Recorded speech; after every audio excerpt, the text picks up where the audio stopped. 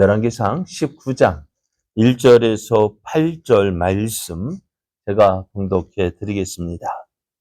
아합이 엘리야가 행한 모든 일과 그가 어떻게 모든 선지자를 칼로 죽였는지를 이세벨에게 말하니 이세벨이 사신을 엘리야에게 보내어 이르되 내가 내일 이맘때에는 반드시 내 생명을 저 사람들 중 한 사람의 생명과 같게 하리라. 그렇게 하지 아니하면 신들이 내게 벌 위에 벌을 내림이 마땅하니라 한지라. 그가 이 형편을 보고 일어나 자기의 생명을 위해 도망하여 유다에 속한 부엘세바에 이르러 자기의 사안을 그곳에 머물게 하고 자기 자신은 강야로 들어가 하룻길쯤 가서 한 로뎀 나무 아래에 앉아서 자기가 죽기를 원하여 이르되 여호와여 넉넉하오니 지금 내 생명을 거두시옵소서. 나는 내 조상들보다 낫지 못하나이다 하고 로뎀 나무 아래에 누워 자더니 천사가 그를 어루만지며 그에게 이르되 일어나서 먹으라 하는지라. 본즉 머리맡에 숯불에 구운 떡과 한 병 물이 있더라. 이에 먹고 마시고 다시 누웠더니 여호와의 천사가 또 다시 와서 어루만지며 이르되 일어나 먹으라. 내가 갈 길을 다 가지 못할까 하노라 하는지라.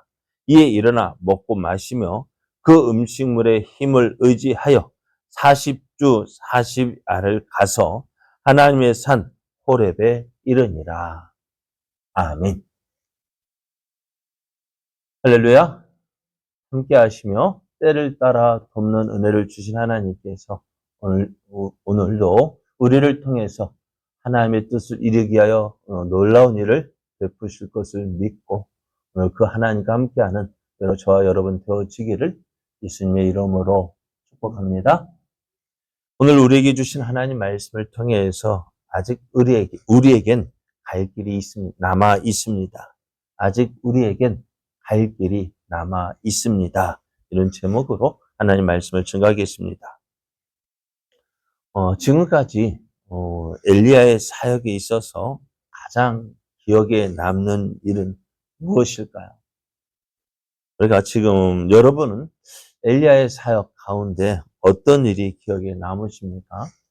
사르밧 가부의 집에 3년 6개월 동안 머물면서 떨어지지 않는 가루와 기름을 경험한 일입니까?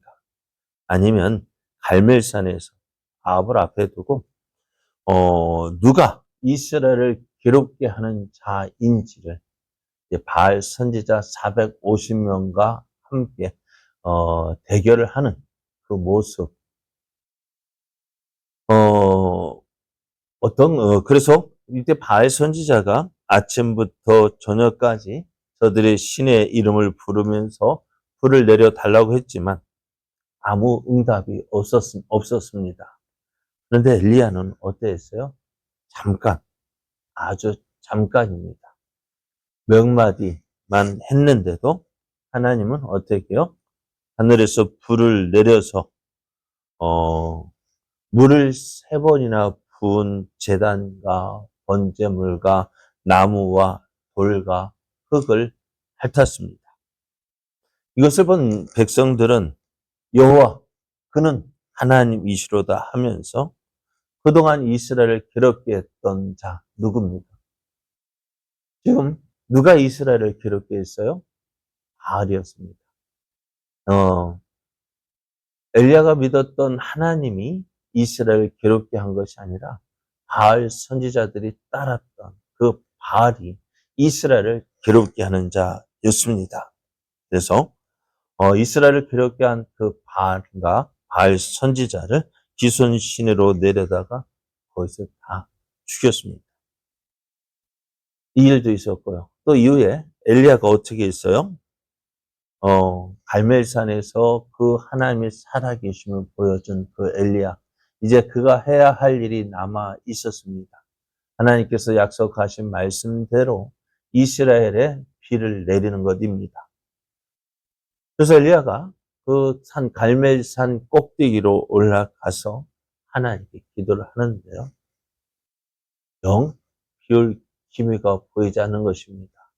7번째 기도했더니 7번째 산에 올라갔을 때 손만한 구름이 저 멀리에서 보이는 거예요. 그것은 본 엘리야가 어떻게 하나님께서 응답하셨다. 그래서 어떻게 그 작은 구름을 보고 하나님이 이제 비를 내리시겠다 믿었을 때 그 구름이 어떻게 해요? 큰 구름이 되어지고 바람이 일어나서 이제 하늘이 캄캄해지고 큰 비가 내렸습니다. 오늘 엘리야가 했던 사역 이 세 가지 중 여러분 어떤 사역이 여러분의 힘이 되어지고 은혜가 되어질까요? 또 우리가 이제 이 일을 보면서 우리가 믿는 하나님은 어떤 하나님이라고 생각이 되십니까? 하나님은 신실하신 하나님이십니다. 말씀대로 행하시는 하나님이십니다. 그래서 그 말씀을 믿고 순종하는 사람은요, 결단코 손해보지 않습니다. 하나님 말씀하신 대로 행하시는 분이시기에 결코 손해보지 않는데요. 그런데 손해보는 사람들이 있어요. 누굴까요? 어떤 사람이 손해볼까요? 이 놀라운 일들을 보면서도요, 믿지 않는 사람. 보고도 믿지 않느냐, 보고도 믿지 못하는 사람들. 그 사람들이 참 많아요. 오늘 하나님이 찾으시는 사람, 어떤 사람이라고요? 말씀을 믿고 순종하는 사람. 그 사람을 기뻐하시고 그 사람을 찾고 계시는데 그 하나님의 눈에 두는 사람이 없는 이유가 뭘까요? 순종하지 않기 때문에요. 믿어도 믿는다고 하는데 어떻게 믿어요? 자기 하고픈 대로 하면서 믿는다고 하는 거예요. 오늘 엘리야 하나님 말씀에 순종했더니 하나님의 놀라우신 은혜를 말씀하신 대로 하나님께서 채워주시는 이루어 주시는 그 하나님을 경험하게 되었습니다. 자, 그런데 오늘 말씀을 보면요. 이 놀라운 경험을 했다면 어떻게 될까요? 그 믿음 흔들릴 것 같아요? 안 흔들릴 것 같아요? 참, 안 흔들릴 것 같아요. 오늘, 엘리야의 갈멜산 이후에 그 엘리야가 어떤 모습이었는지를 우리가 보여주고 있는데요. 이제 갈멜산에서 있었던 그 일이요. 이제 아합의 아내 이세벨에게 전해집니다. 이세벨이 누굽니까? 시돈 사람. 네, 엘리야가 3년 6개월 동안 머물렀던 사르밧 가부 살고 있던 그 사르밧이 속한 나라가 시돈입니다. 그 시돈에서 시집 온 이세벨인데요. 그 시돈 땅은 어떤 땅이었냐? 바알과 아세라를 섬기는 나라였어요. 그 이세벨이 이 아합에게 시집 올 때 무엇까지 들고 왔느냐? 이 바알과 아세라를 가지고 온 거예요. 이제 아합이 어떻게 보면 말씀을 보면 이세벨의 그 말에 엄청 못해. 그래서 어떻게 보면은 이스라엘 괴롭게 하는 사람 누구냐? 이세벨이었습니다. 이세벨은 아합을 시켜서 그 하나님 여호와의 신앙을 질멸시키고 이스라엘을 어떤 나라? 바알과 아세라를 섬기는 나라로 만들고 있었습니다. 그러니까 어떻게 되어져요? 여호와를 믿는 선지자는 죽이고 바알과 아세라를 섬기는 선지자는 어떻게 막 학교를 세워서 막 그 바알과 아세라 선지자를 세우는 거예요. 그런데 오늘 엘리야가 어떻게 했어요? 이 바알 선지자를 죽였다라는 소식을 들으니 이세벨이 어떻게 될까요? 화가 나는 거예요.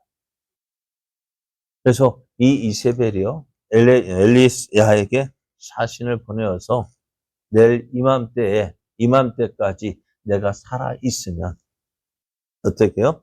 자기 신이 벌 위에 벌을 내릴 것이다. 얼마나 무서운 말이에요. 왕도 이 엘리야 앞에서 꼼짝 못했는데 그 엘리야를 어떻게 이세벨이 죽이겠다. 내가 너를 죽이지 않으면 내게 벌 위에 벌을 내릴 것이 자기 스스로 저주를 받겠다고 얘기합니다. 그만큼 어떻다는 거예요? 내가 너를 반드시 죽이겠다. 그러면은 우리 생각 같으면 어때요? 이런 말을 들은 엘리야 어떻게 나올 것 같아요? 해봐라 하고 딱 나와야 멋있지 않을까요? 그죠? 야, 우리가 엘리야가 했던 일, 그 세 가지 일만, 야, 그렇게 했는데, 해볼 테면 해봐. 라고 그런 엘리야를 기대했는데, 오늘 엘리야의 모습은 우리가 생각했던 모습이 아닙니다. 이세벨의 말을 들은 엘리야는요, 어떻게 해요? 이제 죽었구나 싶어가지고, 그날 그 즉시로 도망치기 시작합니다. 그래서 오늘, 유다 땅 부엘세바에 이르렀고, 이제 그를 따르던 사안을 거기에 머물게 하고, 이제 엘리야는요, 어떻게 하룻길을 더 들어가서 한 로뎀 나무에 이르게 되어집니다. 이 강약길, 아무도 없는 그 강약길에서 로뎀 나무에 앉아있는 자신, 모습을 보니까요, 너무 처량한 거예요. 내가 왜 이런 모습일까? 왜 내가 여기까지 쫓겨와야 했을까? 어제까지만 해도 내가 어땠는데. 지금 엘리야 앞에 일어난 이 일을 어떻게 보면요, 엘리야가 전혀 생각하지 못했던 일입니다.